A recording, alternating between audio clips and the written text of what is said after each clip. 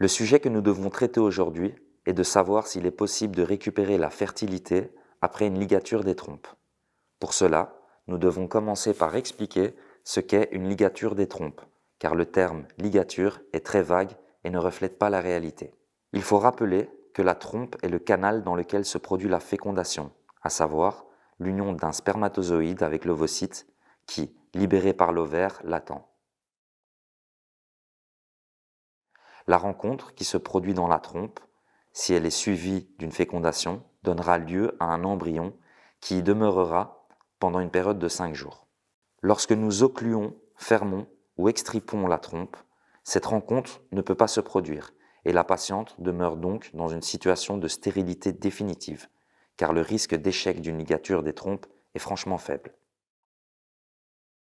La ligature, ou l'occlusion des trompes, est pratiquée depuis de nombreuses années, essentiellement par une chirurgie par voie abdominale, soit par une petite incision ou soit par une laparoscopie, qui a été la technique la plus sûre. Il y a quelque temps, il y avait une alternative avec un dispositif appelé Essure, qui était une sorte de petit ressort qui était placé par voie hystéroscopique. Il n'était donc pas nécessaire d'opérer, d'anesthésier ou d'accéder par l'abdomen. À travers le vagin, avec un hystéroscope, il est possible d'arriver à l'intérieur de l'utérus, de voir la sortie des trompes et de déposer dans chacune d'elles un dispositif Essure. Il est vrai qu'aujourd'hui, il ne peut plus être utilisé car il cause des complications. Quelles sont donc les possibilités d'une femme qui a décidé dans le passé d'occlure ses trompes, de récupérer sa fertilité?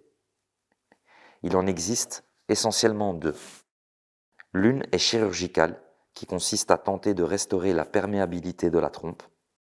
Cette procédure nécessitera donc une approche par l'abdomen, souvent par laparoscopie, parfois par une chirurgie, et sa réussite dépend fondamentalement de la technique utilisée pour réaliser l'occlusion des trompes.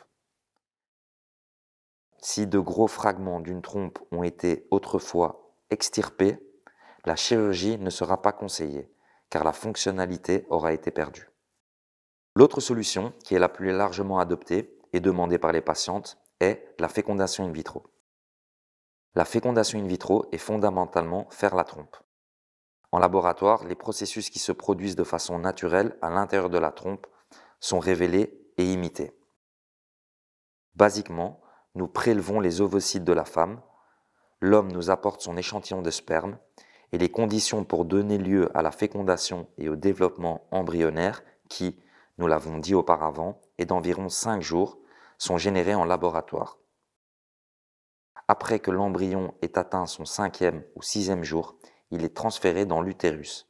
C'est comme un bypass de la fonction des trompes. L'avantage de la fécondation in vitro est qu'elle ne requiert aucune chirurgie. Les taux de succès sont considérablement élevés, surtout si la femme n'a pas un âge très avancé, et qu'ils permettent de conserver l'état de contraception, car la chirurgie de la trompe reste plausible, compte tenu qu'elle n'a pas été canalisée. En résumé, nous pouvons dire que la chirurgie de reconstruction des trompes a ses limites. Les taux de réussite ne sont pas très élevés. Elle requiert une procédure chirurgicale invasive. En revanche, la fécondation in vitro, si toutefois l'âge et les autres conditions du partenaire le conseillent, sera la technologie choisie pour résoudre ce désir de récupérer la fertilité après une ligature des trompes.